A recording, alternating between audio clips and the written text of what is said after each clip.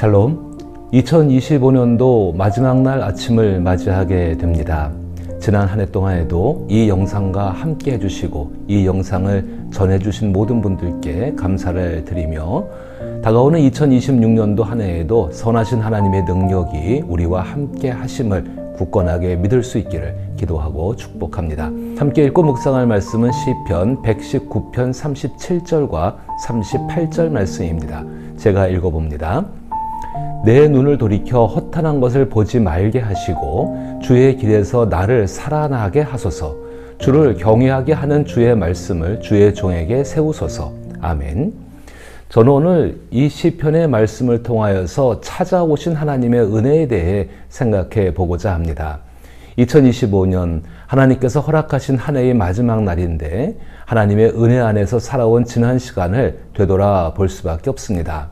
한 해 동안 세상에서는 어떤 일이 있었는지, 그리고 우리 개인에게는 어떤 일이 일어났는지 사건들을 떠올리게 되는 것이지요. 이러한 경험을 바탕으로 2026년도에는 더욱 나은 삶을 살아가기 위해 미래를 내다봅니다.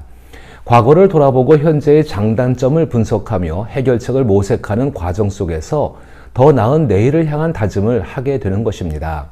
이렇게 한 해를 마무리하고 새해를 준비하는 일은 오직 사람만이 할 수 있는 특별한 일일 것입니다.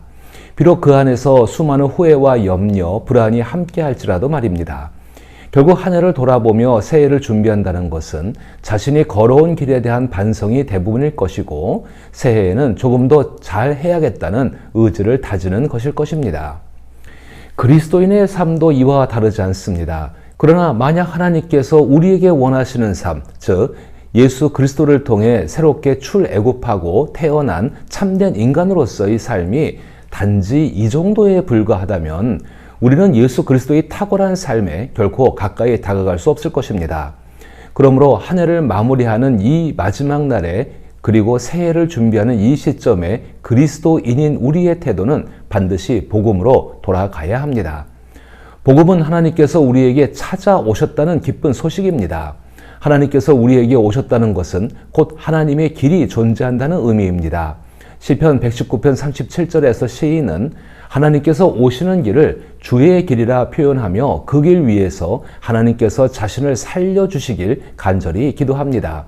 이 간구는 개인적인 차원을 넘어 민족과 모든 인류를 위한 간절한 염원이기도 합니다. 우리는 이미 예수 그리스도를 통해 하나님께서 우리에게 오셨다는 사실을 알고 있습니다. 그러나 예수 그리스도께서 오시기 전에는 사람들이 하나님의 약속을 믿고 주께서 오시는 그 길 위에 서서 기다렸습니다. 주께서 오시는 길에서 우리가 할 수 있는 일은 주님을 기다리는 것과 주님께서 오신다는 소식을 전하는 것입니다.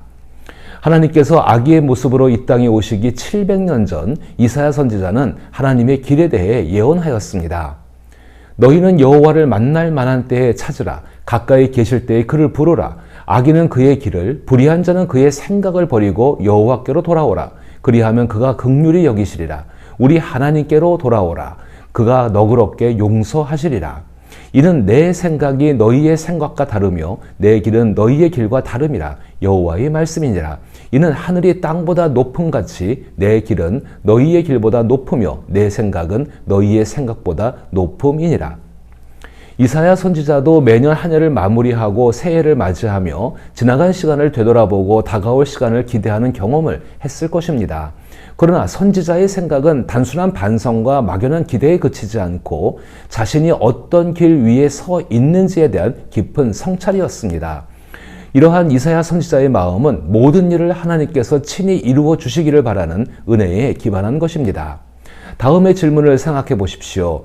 하나님께서 직접 행하시는 일보다 더 확실하고 복된 일이 이 세상에 있을까? 이 질문에 대해 모든 신앙인들은 하나님께서 친히 행하시는 것이 가장 좋다고 믿으며 우리 또한 간절히 그 은혜를 바란다고 말할 것입니다. 이는 우리 영혼의 깊은 갈망, 즉 우리가 하나님의 은혜를 끊임없이 누리기를 바라는 소망에서 비롯된 것입니다. 그렇기에 한 해를 마무리하고 새해를 맞이하는 이 시점에서 우리는 하나님의 은혜를 계속 누리기 위해 스스로에게 하나님께서 오시는 길에 서 있는가라는 질문을 던져야 합니다. 신앙인에게 가장 부패하고 변질되기 쉬운 것은 하나님께서 오시는 길에 관한 부분입니다.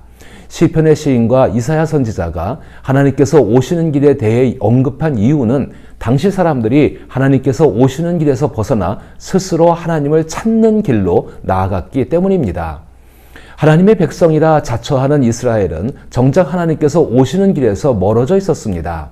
예루살렘 성전을 중심으로 히브리인들의 경전인 토라에 기반한 신앙, 즉 야훼에 대한 신앙은 히브리 민족의 주인이신 하나님에 대한 믿음과 종교를 형성했습니다.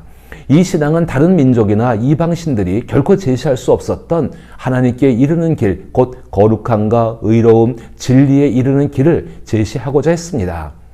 이러한 노력과 수고를 함부로 평가해서는 안 됩니다. 더욱이 현재 우리의 기준으로 옳고 그름을 판단하는 것도 적절하지는 않다고 생각합니다. 다만 한 가지 분명한 점은 이러한 종교적이고 도덕적인 노력들이 단지 시도에 불과하다는 사실입니다. 다시 말해 우리가 하나님의 은혜를 지속적으로 누리기 위해서는 하나님께서 오시는 길에 서 있어야 하는데 우리의 종교 생활이나 도덕적인 삶은 하나님께 드리는 희생 제사로서 너무나 인간적인 시도에 불과하다는 것입니다. 시도는 시도일 뿐 그 이상도 그 이하도 아닙니다. 다시 말해 하나님께서 기뻐하실 수도 있고 그렇지 않을 수도 있다는 것입니다.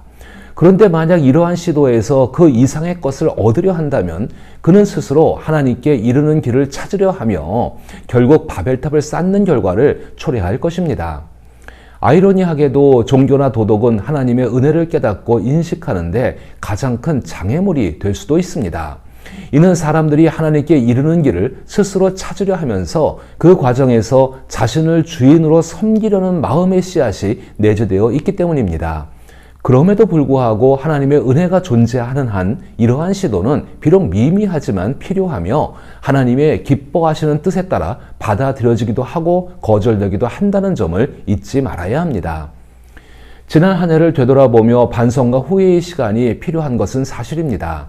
그러나 인간은 아무리 영적으로 살아간다고 해도 결국 인간일 뿐임을 잊지 마십시오. 다시 말해 종교 생활을 하더라도 인간은 여전히 죄인이라는 것입니다. 종교 또한 육체의 일부로서 행복과 축복, 기쁨을 이루고자 하는 욕망의 표현이며 자아를 추구하는 열망에 불과합니다. 인간은 그 본연의 모습 그대로 하나님의 심판 아래 놓여 있습니다. 오직 한 가지 길이 있습니다. 그것은 하나님께서 인간을 찾아오셔서 은혜를 베푸시는 길입니다. 하나님께서 영원에서 인간의 시간 속으로 들어오신 길, 바로 예수 그리스도의 길뿐이라는 것입니다. 이 길은 끝없는 시도를 통해 약간 향상된 것을 추구하고 자랑하는 세상의 방식의 회의를 느끼는 이들에게 세상 한복판에서 강력하게 울려 퍼지는 참된 메시지입니다. 겉으로는 모순처럼 보일 수 있지만 예수님께서 걸어가신 바로 그 길, 하나님께서 직접 오시는 길을 따르라는 초대라는 것입니다. 이것은 종교적인 방법이 아니라 하나님의 말씀과 은혜입니다. 하나님께서 오시는 길에서 우리가 할 수 있는 일은 무엇일까요? 구걸하는 손길을 내미는 것이 아니라 하나님의 은혜로 채워질 그 순간을 인내하며 기다려야 하지 않을까요? 성령께서 오신 이후 세상은 우리를 찾아오신 하나님, 즉 예수 그리스도로 인해 새로운 충만함의 날을 맞이하게 되었습니다. 말씀, 즉 복음이 선포된 후에 이 체험을 가장 현실적으로 경험한 사람은 사도행전 3장에 등장하는 성전 문 앞에 걷지 못하는 사람이었습니다. 성전 문 앞에 앉아있던 걷지 못하는 사람도 지금의 우리처럼 한 해를 마무리하고 새해를 기다리는 시간을 자신이 살아온 만큼 보냈을 것입니다. 그에게도 하나님의 은혜가 필요했지만 그의 손길은 구걸하는 손길이었고 종교가 요구하는 어떤 것도 수행할 수 없었습니다. 사실 그 사람은 찾아오신 하나님이신 예수를 거절하고 죽인 예루살렘 성전의 종교를 의미한다고 생각합니다.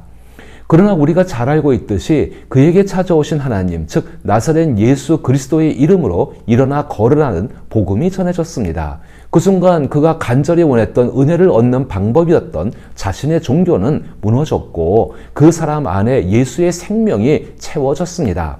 그가 뛰어들어가 하나님을 찬양한 곳은 하나님을 찾는 성전이 아니라 찾아오신 하나님께 채움받는 성전이었습니다. 찾아오신 하나님께서 채우시는 역사를 바라보며 우리는 우리 자신이나 우리의 행위가 아니라 하나님과 하나님의 뜻이 모든 것에 우선함을 분명히 깨달아야 합니다. 우리 행위는 단지 하나님의 일하심을 위한 공간을 마련하는 것에 불과하며 그로 인해 하나님의 은혜가 더욱 빛나게 되는 것입니다. 우리의 소망은 결코 우리 자신에게 있지 않고 우리 하나님께 있음을 다시 한번 깊이 확인하시기를 바랍니다. 찾아오신 하나님 위에 서 있는 것보다 더 안전한 곳은 없습니다.